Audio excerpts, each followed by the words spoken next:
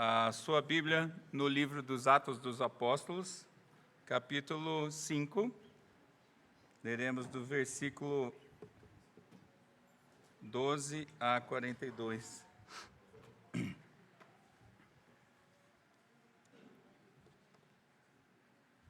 Atos 5, de 12 a 42. Acompanhe a leitura dessa palavra. Muitos sinais e prodígios eram feitos entre o povo pelas mãos dos apóstolos, e costumavam todos reunir-se de comum acordo no pórtico de Salomão. Mas dos restantes ninguém ousava juntar-se a eles, porém o povo lhes tributava grande admiração.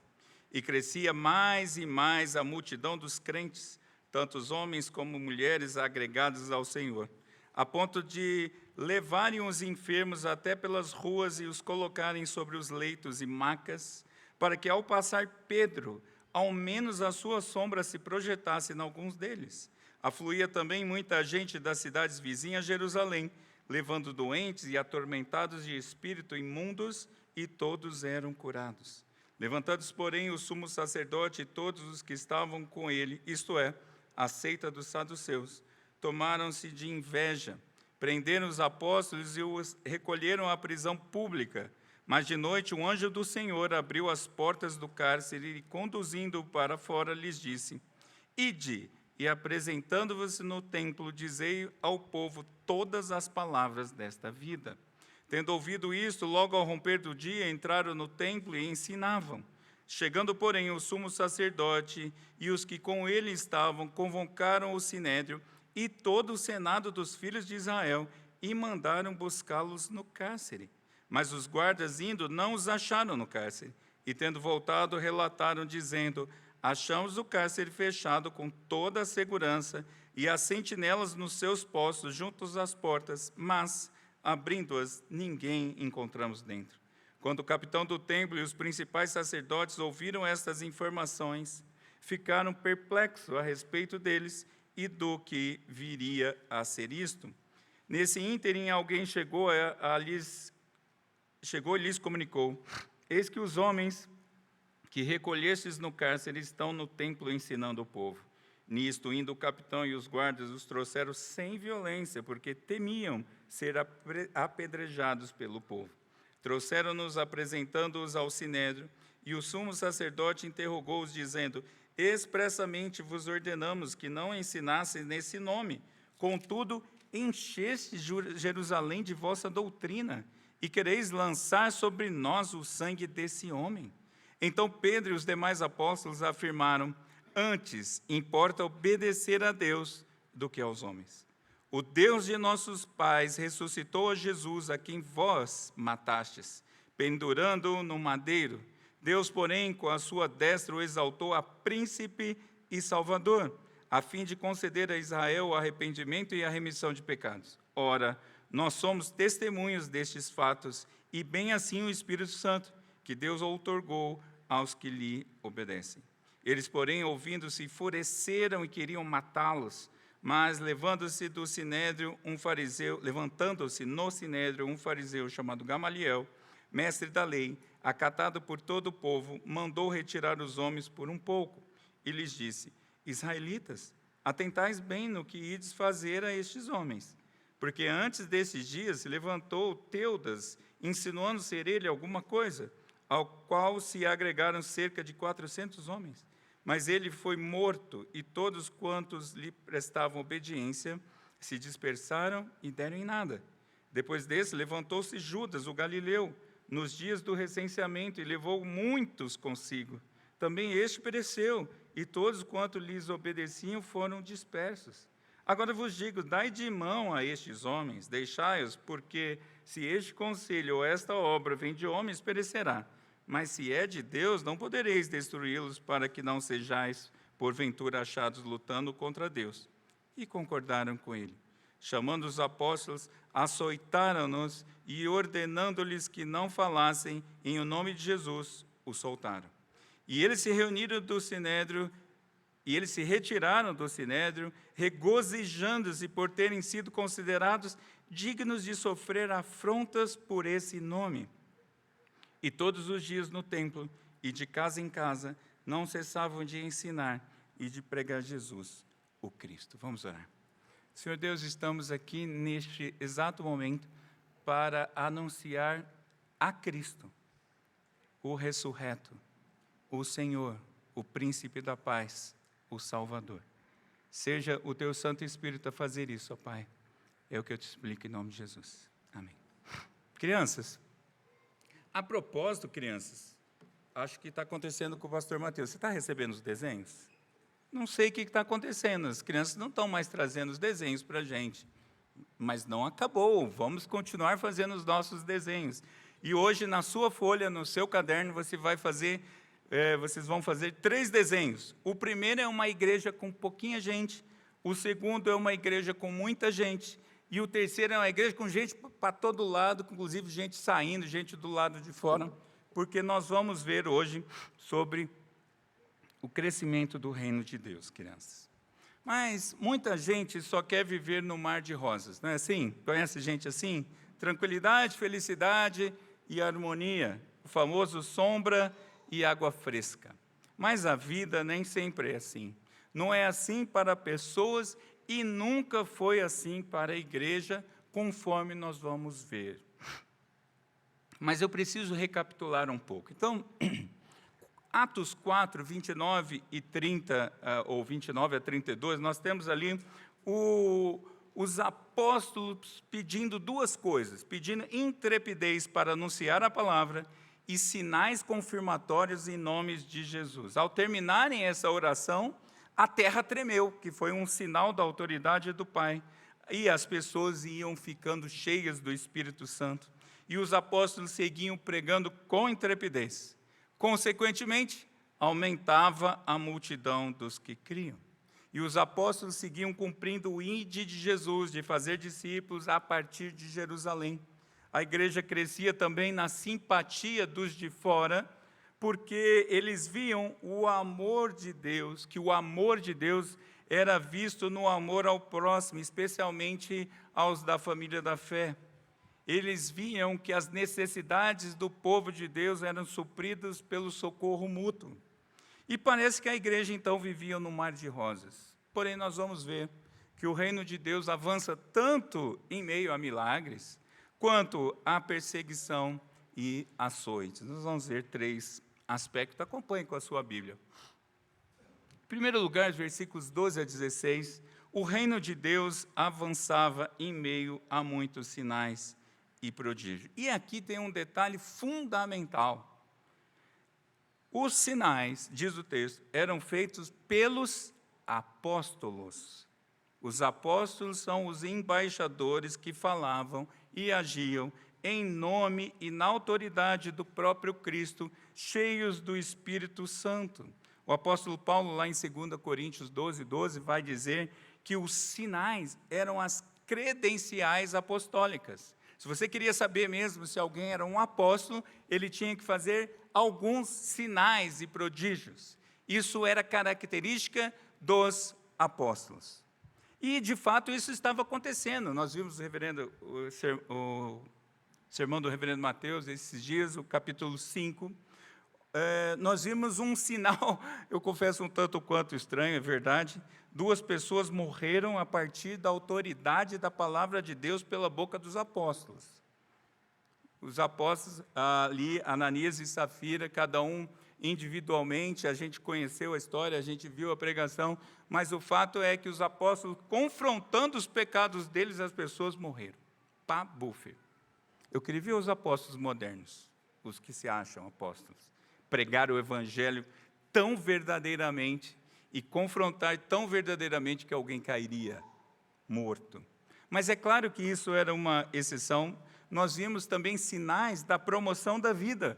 Muitas curas físicas e espirituais acontecendo, a ponto das pessoas virem das redondezas de Jerusalém, trazendo seus enfermos e atormentados.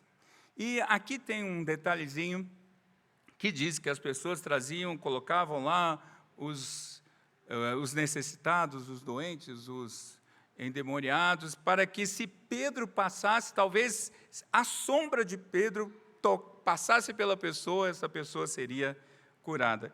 E, meus irmãos, eu particularmente, eu não tenho o menor problema com esse tipo de coisa. Para mim, o Senhor pode fazer todas as coisas. Ele quiser curar com sombra, Ele cura. Eu não tenho dificuldade com isso. Mas o detalhe é que isso aqui pode não ter sido assim. Pode ter sido parte da crendice, porque historicamente havia uma crendice relacionada às sombras e tudo mais. Mas a gente se confunde e a gente pode ficar preso nos sinais. O mais importante aqui, meus irmãos, não são os sinais. O mais importante aqui são para o que acontece após os sinais, ou o mais importante são os fatos para aqueles os sinais estavam apontando. Então vejam, duas coisas importantes acontecem depois dos sinais. Primeiro, versículo 13, gente se distanciando, gente recusando o evangelho, pela proclamação da palavra, acompanhada dos sinais. E versículo 14 diz que muita gente aceitando o evangelho a ponto de a multidão crescer mais e mais. Eu falei de manhã lá na videira que eu gosto muito das hipérboles do Novo Testamento, né? Porque aqui, multidão crescer mais e mais, é gente para dar com pau, não é verdade? E isso estava acontecendo. Aqui tem homens e mulheres sendo agregados ao Senhor. É tanta gente que Lucas já não fala mais o número dos convertidos. E o fato, meus irmãos, é que a era messiânica foi instaurada. O reino de Deus havia chegado e ele está em expansão, já está saindo das fronteiras de Jerusalém. Eu me lembrei que uma vez de madrugada, a gente morava em Águas Claras, e uma madrugada de inverno, toca o alarme, saiu com a Giovana, que era pequenininha ainda no colo, chamando o cachorro, Tati, e minha mãe, que na época já tinha mais de 80, saímos porque ouvimos o alarme, e é claro que para fugir, né, meus irmãos, a gente desceu 20 andares de escada, para fugir de um eventual perigo. Eu não sei como eu cheguei no final, mas eu cheguei, né?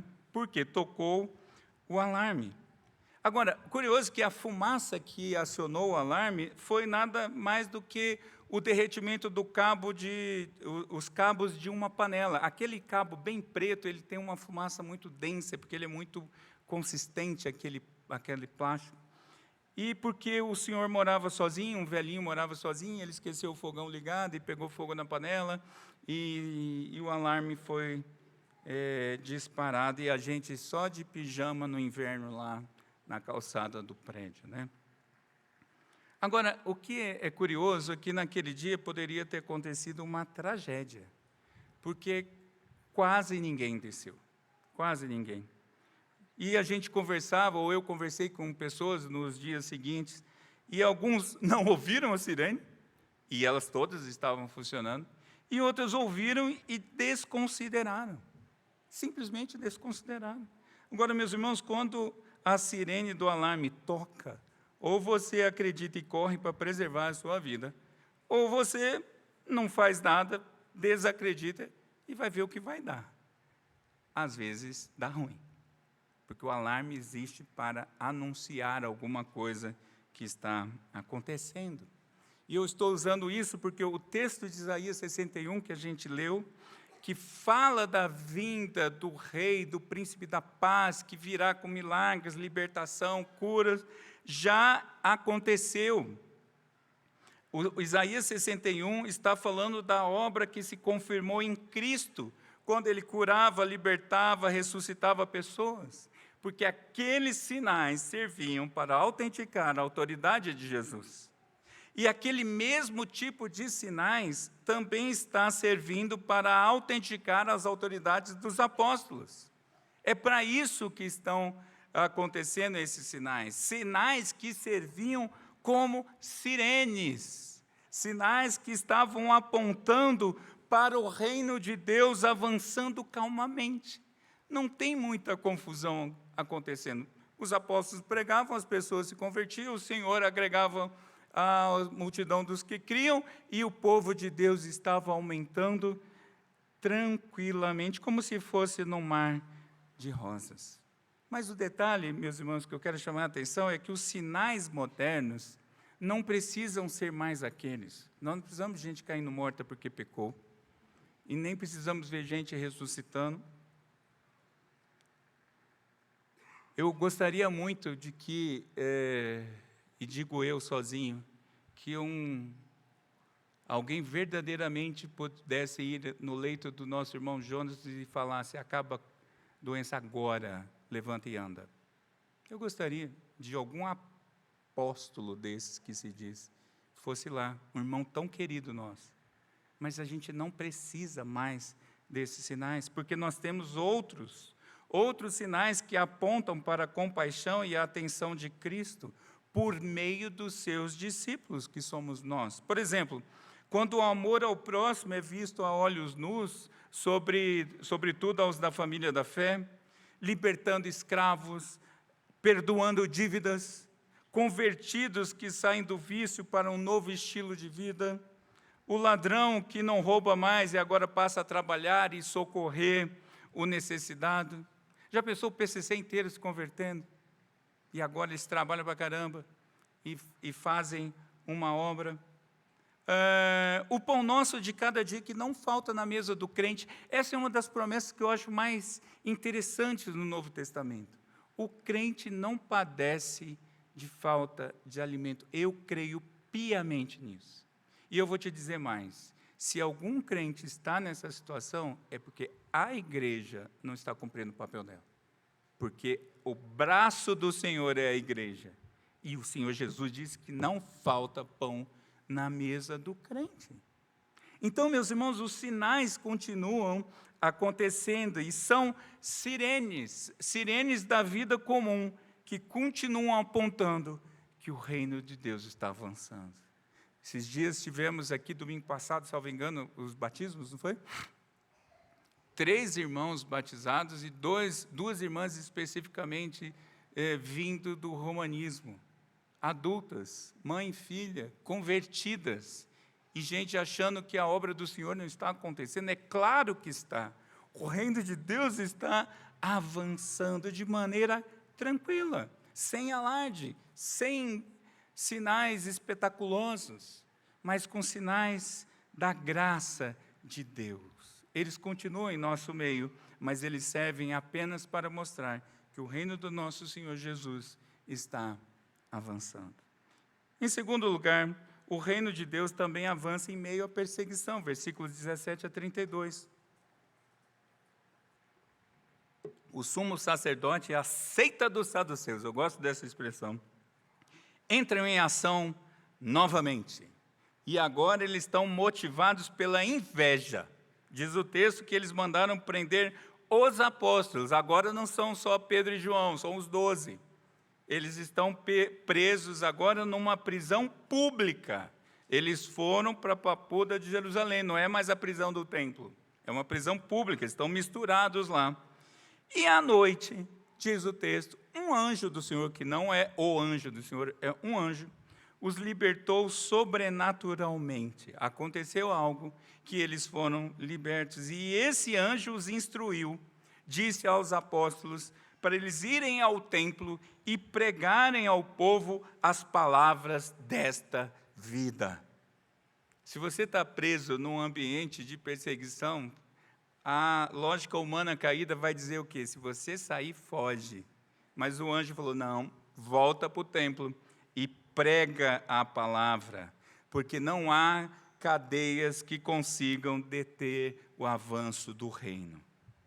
E logo ao romper do dia, eles voltaram ao templo, e eles ensinavam pela pregação pública da palavra. E aí acontece a reunião, o dia amanhece, os apóstolos estão lá pregando, e aí tem a reunião do Sinédrio, só que agora é maior, não é o grupo dos 71, é muito mais gente, é todo o corpo do Sinédrio se reúne para julgar os prisioneiros, manda trazer os homens para cá, traz lá os 12, que agora nós vamos julgar de novo essas criaturas, não é? Eu achei tão curioso esse texto, porque aí chegam 2 notícias. Imagina você é o que está com raiva e está esperando o prisioneiro para você condenar. Aí chega a primeira notícia, dizendo assim, a cadeia está vazia, ela está fechada, totalmente trancada, totalmente vigiada, e não tinha ninguém lá dentro. Enquanto está falando, chega uma outra notícia. Olha, eu não queria dizer nada não, mas eles estão pregando lá no templo. A cabeça desses homens ficou atordoada. E eles vão, então, mandar prender novamente. Prendam aqueles homens novamente. E aí, eles trazem os apóstolos e um novo interrogatório com o mesmo tema acontece. Por que estão falando desse Jesus em desobediência à nossa ordem dada explicitamente? Eu estou traduzindo o texto do versículo 27 e 28. Por que vocês estão pregando se nós dissemos que vocês não podiam dar um pio, não podiam falar do nome de Jesus? E vocês têm duas acusações pesam contra vocês. Vocês encheram Jerusalém de vossa doutrina. Que acusação maravilhosa! Que santa acusação foi essa? Porque o Senhor tinha dito, ide por todo o canto, a partir de Jerusalém, Samaria, até os confins da terra, e preguem a expansão do reino. Jerusalém já está tomada. Jerusalém, os apóstolos estavam fazendo direitinho o que tinham que fazer, eles estão sendo culpados de pregar a palavra. Ah, Senhor, faz isso conosco. Queria tanto que a redenção seja culpada de pregar a palavra. E é isso a primeira acusação. E em segundo lugar, eles assim dizem, vocês estão nos culpando do sangue desse homem. Eles não têm coragem de pronunciar o nome de Jesus. Que acusações são essas? E qual a resposta dos apóstolos? E Pedro, então, em nome dos apóstolos, ou fica evidente a liderança de Pedro aqui, eles então anunciam, antes importa obedecer a Deus do que aos homens. Uma santa desobediência civil e eclesiástica. Eles estão descumprindo, porque religião era misturado com Estado ali, meus irmãos. É uma desobediência civil e eclesiástica em razão da tentativa de serem impedidos de pregarem o Evangelho. Se for para não falar em nome de Jesus, desobedeçam. As parteiras desobedeceram. Ezequias desobedeceu. Ninguém pode nos deter de pregar o Evangelho. E Pedro ainda continua. O Deus de nossos pais, quem é? O Deus da aliança. Ressuscitou Jesus, aquele que vocês penduraram no madeiro. Vocês mataram, sim. Mataram, foram vocês que mandaram ele para o madeiro. E vocês, saduceus, que não creem na doutrina da ressurreição, Deus, o nosso Pai, o Deus dos nossos pais, ressuscitou Jesus. E Deus o exaltou como príncipe salvador, como governo soberano e como Senhor soberano, o dono da salvação. Esse Senhor que dá a Israel as dádivas do arrependimento e da remissão de pecados. A doutrina de Pedro é fantástica, porque Pedro está falando, o arrependimento e a salvação vem do próprio Deus. E Deus, o Deus de Israel, está dando para vocês isso. E nós somos testemunhas, como o Espírito Santo, de acordo com a capacitação dada por Deus àqueles que lhe obedecem. Eu pergunto, a quem obedecer? Ao chefe que pede algo estranho para você fazer?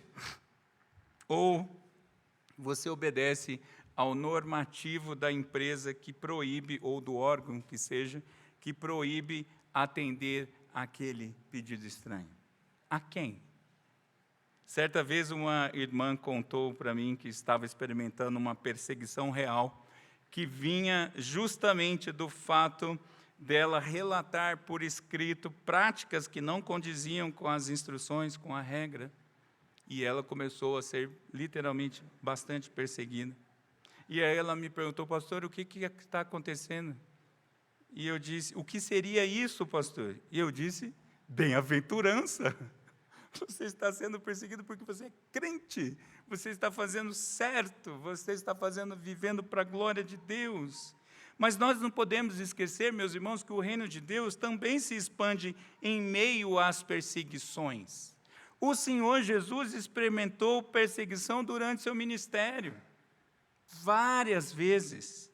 Tentaram silenciar Jesus com aquela frasezinha, crucifica-o. Jesus sabe o que é perseguição. O crente ser perseguido porque está vivendo em nome de Cristo é uma bem-aventurança, é motivo de alegria. A pressão dos ventos nas velas é que faz os barcos seguirem em frente. Os ventos das perseguições sopram nas velas do barco do reino de Deus, mesmo em meio às tormentas, e esse barco segue a sua rota sem parar. Se você está sendo perseguido porque você é crente, porque você é um crente de verdade, louvado seja o nome do Senhor. Louvado seja o nome do Senhor. Eu falei de manhã e falo agora também. Eu tenho alguma dificuldade com um crente que passa a vida inteira e fala assim: pastor, eu nunca tive uma experiência de perseguição. Eu falo: oi? Nenhum amigo seu não te virou a cara? Nenhum familiar que não conhece o Senhor não deixou de te convidar para alguma coisa? Você não deixou de ser promovido ou passou a ser perseguido porque é crente? Meus irmãos, reflitam. Como diria a Gigi, que tadinha, vem há anos sofrendo o bullying do pai pastor, né, de ser usada. Mas hoje as outras estão aqui, né? Como diria minha filha mais velha, vigia, irmão. O que está acontecendo, meus irmãos? Porque perseguição faz parte da vida do crente. É ruim? É claro que é ruim. Ninguém gosta, é claro. Mas se estamos perseguindo por conta do nome de Jesus Cristo, somos bem-aventurados. E isso é sinal de que o reino está avançando. E em terceiro e último lugar, versículos 33 a 42, o reino avança em meio aos açoites. Meus irmãos, o texto diz que os líderes ficaram enfurecidos. A ideia aqui do texto é que eles estavam com ódio mortal, eles iam matar mesmo, eles iam decretar pena de morte. Só não fizeram pela cena que a gente vai ver. Eles estão com ódio, sangue nos olhos. E aí tem uma intervenção improvável. Gamaliel, neto de Léo, um fariseu culto e respeitado, de uma linha mais liberal, mestre do jovem Saulo, é esse aqui, mandou retirar aqueles homens para eles poderem deliberar em secreto. E ele argumentou, Gamaliel argumenta para aquele povo, para aquele grupo de líderes, usando com dois argumentos. O primeiro dele são dois exemplos históricos de fracasso. Teudas e Judas o Galileu. Quem são esses? Basicamente, foram agitadores, por motivos diferentes, acompanhado de pessoas que se uniram a eles, que a gente poderia chamar de rebeldes, prontos para a luta. Nós vimos que são citados aqui um caso que já tinha 400 homens prontos a acompanhar para a luta, agitadores que estavam prontos para isso, mas que foram mortos. Roma entrou, matou a liderança, dissipou aquelas pessoas, e Gamaliel está falando, o líder deles já morreu. Já foi, vocês estão preocupados por quê? Logo vai ser, a lógica logo eles vão ser dispersados. Mas ainda ele usa a lógica do deixa para lá, gente. Se for obra de homens, vai fracassar. Se for obra de Deus, vai prosperar. Mas isso não é uma regra divina. Isso não é uma regra que ele pudesse usar. Se ele era mesmo o intérprete da lei, um rabi, que lógica é essa que ele está usando? Porque quem disse que essa lógica funciona assim? O que aparenta ser prejuízo, às vezes é vitória. Cristo na cruz, aparentemente, foi uma derrota, mas foi a vitória. Então, essa lógica de Gamaliel, ela é falsa. Mas, curiosamente, serviu, ou para os propósitos de Deus, pelo menos. E eles trazem de volta os apóstolos. Eu fico imaginando os apóstolos, indo e vindo, não é? Quem já participou de audiência sabe como que é ficar do lado de fora, né, esperando ser chamado. Entra para falar com o juiz, sai agora, volta de novo. Eles trouxeram novamente os apóstolos. E os apóstolos, então, ouvem a resolução que eles chegaram. Em primeiro lugar, eles foram sentenciados à violência física. uma surra de 39 açoites, porque a lógica era, para judeu, se você vai apanhar por essa pena, a pena é de 40 menos 1, não pode ser a 40 para cima. Então, se é um judeu, vai apanhar com 39 açoites. Um comentarista diz que 1/3 dos açoites era dado no peito e 2/3 eram dados nas costas. 39 chibatadas. Mas também um assédio moral, porque eles, de novo, foram proibidos explicitamente de pregarem a Cristo.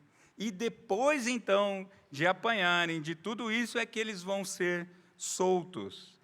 E é interessante, porque eles foram soltos da prisão de forma extraordinária e agora eles estão sendo soltos de forma ordinária. E Deus usa tudo que Ele quer usar. Qual o resultado disso? Quer saber? Vou largar desse negócio de ser crente. Não dá, não. Para ficar apanhando, não topo, não. Foi isso o que os apóstolos disseram? Diz o texto ali no final que eles se regozijaram.